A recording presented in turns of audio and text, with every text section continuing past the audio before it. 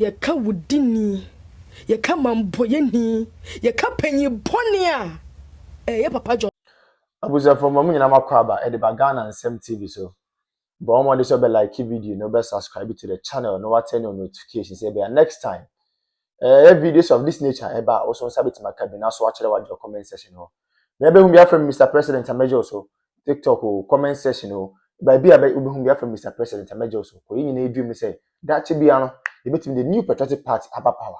Na ya bana Ghanafuo nyina ho ato ko amamo we dey.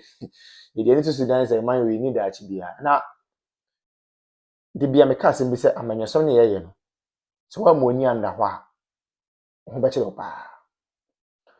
The moment I be hold the public office, and they say who say you own it a responsibility. I mean a sole responsibility to serve the ordinary Ghanaian. But I think say I do retirement. If you say a public office no more hold it. As a result of that, it is their sole responsibility to impact and improve lives of people. They have forgotten about that. Abushamin chankra, mommy enko. Yenko video bimra. In the video, we are going to take our time and digest the issues out of the perspective of the ordinary girl, not the perspective of Mr. President. Women commerce is here. Ye ka wudini, ye ka mamboyeni, ye ka penyi bonia. Ye papa John drama ni mahama. Na waha my Ghana. Na Ghanafuo nyina wo mo afrim, wo ma hwere mo nkwa nyina mo ja e wo ne nsa no. Efri se sebi ye fa penyi se penyi nka betena hase na nka behwe go my Ghana na Ghana nko yi but this time penyi boni ya to abama ni nti no o my Ghana atoba ha abra no pay me ra ho papa me ra ho ye seeing the people o mo lose o mo japade o mo cars o mo fie o mo nkwa na the only thing President Mahama could do ni so betena helicopter mu na wa hwe nkrofo se nkrofo den so mu na wo mo hwere mo nkwa na wo mo vu na Mahama etumi atna helicopter mu tena mu hwase ho sebinka helicopter yi na nke de kokokoko fom ene nke de kohwehwe nkofo a sebinka nso ne de omofa ka me ka na senke yebenya obi anka wo pere ne nkwa a sebi yebenya etimi rescue no but Mahama sorry to say obeye sentence ama ye na ye hu no ye mom ne ensa be hu no na wo hwe nto no ye ne be hu ne mobo Mahama etumi times Ghana sika ck3d 292 million every year and the sanitary pad. Minya bema, what is say or baby ebunensa when ya pad awuda? Or baby ebunensa. I say be on ya sanitary pad ya. Well, frashing and quada. A bin sida. Nanso so Mahama timi hu say no so won faso since sebi flood there was ye dis kashe mu ne ye ne ye yate odo ne mu drainage say was ye ne ye sebi zoom line was ye sam mo adwuma mo ye no mo say clinic oh my Ghana baby biara chokini baby biara say ye gatas ne de keka hu nyina Mahama was what this sa ne mani nyina to na kwan mu na na do dan kwakufo do be ye papa yi amfa say sika na hunu so mfaso say was ode ye but sanitary pad na sebi otitiska edetoma emma wo mabubrawie na we ekire Ghanafuo say ya ton ye color TV e de akoto black and white na sem we ye ja 24 years in parliament me kula da so wasimu 24 years in parliament kaya mini yo mun fadi shi wuce kaman karya ne to gashi nan ku da kanku na fadi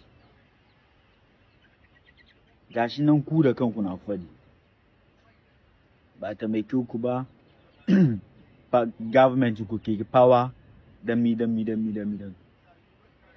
but as dan wa as brother na ga muku gaskiya ba wai politics nan da kai ne ka ba a jifin wani ba da kai ne kai ma gobe ka ci amfanin shi to an ka gani aka kai ba ka ci amfanin shi there's a way you can shift ka move ka je another party if party nan su yi ka we are willing to accept you in MPP. We are willing to accept you in Asawasi MPP. Can't understand, Ghana? We are willing. Esese gomuafo to abama wo. Na wo ba be ye MP. Na wo ba be di gomuafo so. Wo na wutimi babo ntim be criticize nia. Government bi aye. A wonim se nia government ya ye yi. E benefit your mind much more than wo government na wo praising no.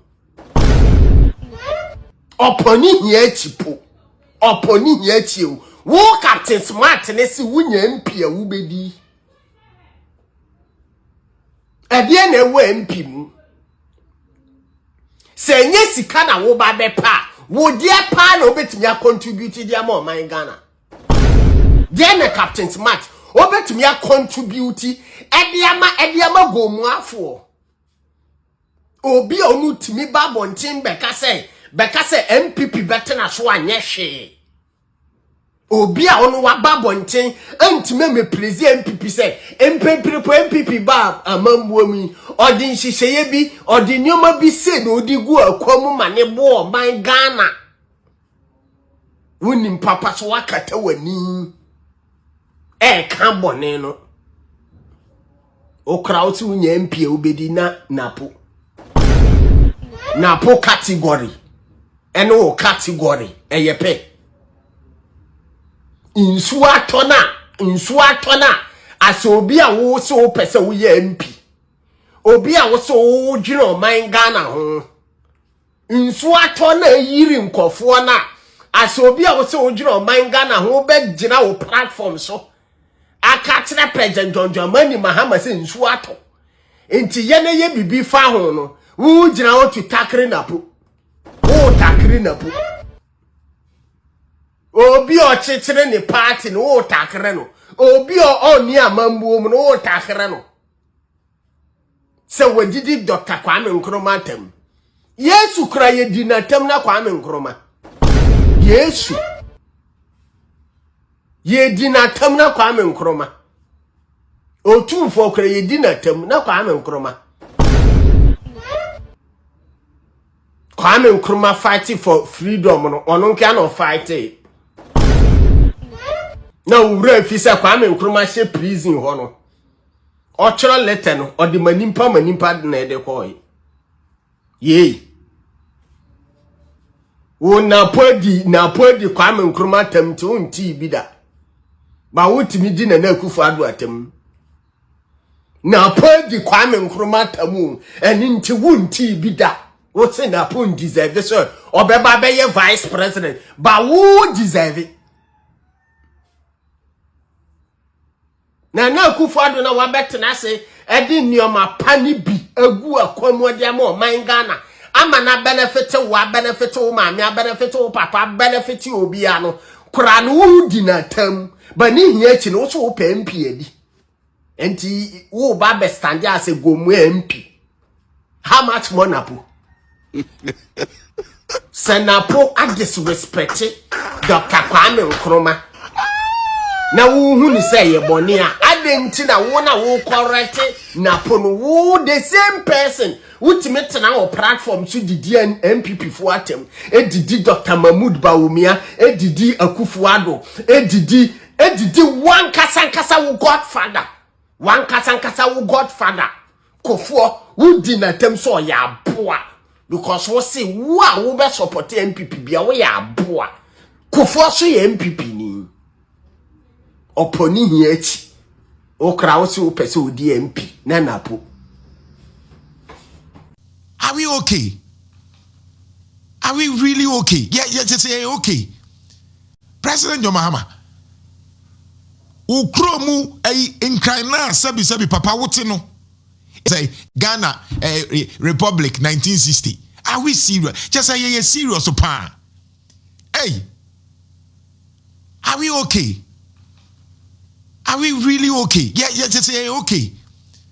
President John Mahama ukromu inkrana sabi papa wote no enso ayiri fa wo ma ye kobompa ye Friday akopeden ye kobompa ye se Nyankopon na emeboaye ya akwadwofoɔ ama bibia ye de hyɛ mpaibo one ka say Friday yɛn kɔdwene ɛkwan a yɛbɛfa so asolve flooding yɛbɛ solve doom so yɛbɛ solve unemployment adwuma eni hɔ yɛbɛ solve apomuden ensɛm a obitimi kɔ hospital no akɔwu yɛn ka say Friday yɛkɔbɔ yɛkɔbɔdwa 16 regions ni nyina yɛkɔden a yɛkɔden Nyankopɔn ase say Ghana Republic 1960. Are we serious? Just say ye serious pa. So ene da no.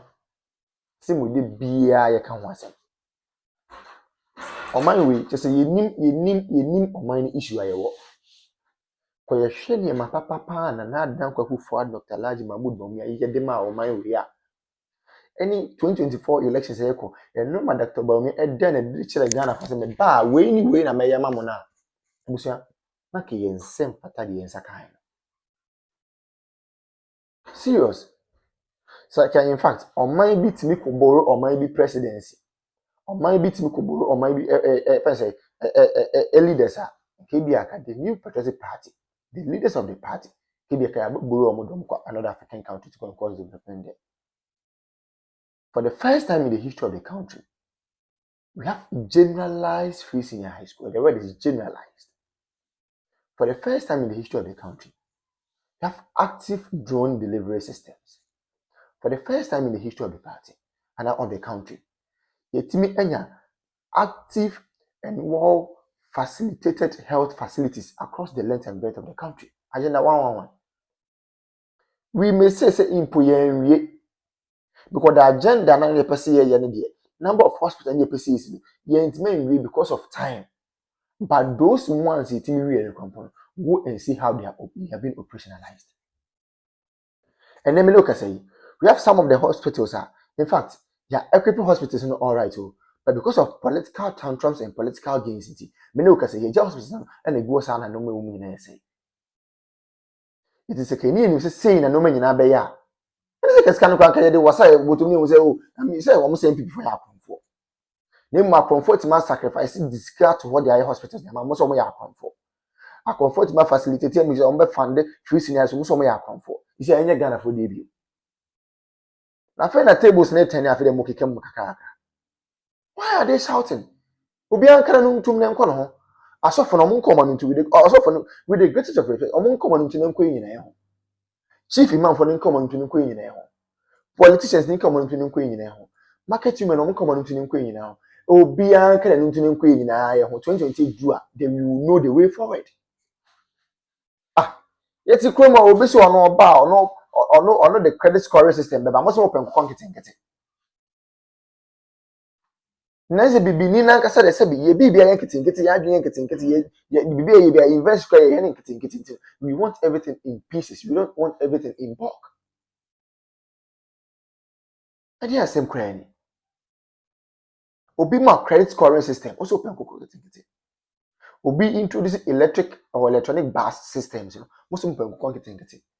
Is any one there? You people chose policy, you people chose music over policy. Na na yete ne nyina ho papa na fe na mbusu wa kire me. Me na wo ne wo sia kire me sabi me na me ko ka kire Regr3t JDM&Usel3ss o mema us come to boot one. Ye wa ha. Digitalization ye start say ye mo se da bi. Digitalization en to kinki, nti mo pe kinki sika. Nti amamu papa na ba o mo ma mo kinki amamu a ade na mo kam. Ye wo ko mo ya. And the Regr3t JDM&Usel3ss mama ko gina efese enkanfo mu gafo ka chom say oh gafo de oh na mo de onye kinki na mu hia utilization bia and na gafo say okay ne beto ba na ma boom mo to ba ma kinki government a etimi Sese die ko ye kra de menu now to me who letter bi a yokofo chro ye eba council of state member voter region na me say fiam eh Remona Chapa ya hype ni say we ye can say Israel train but the issue is true. Okwe the letter now was say council of state member no ye former staff emanam one which is never true. Onya juma order and onya juma order amanam one for the first time nam one I post. Oh yes, na mo aye post ya no catch obi say nipa ne boa o se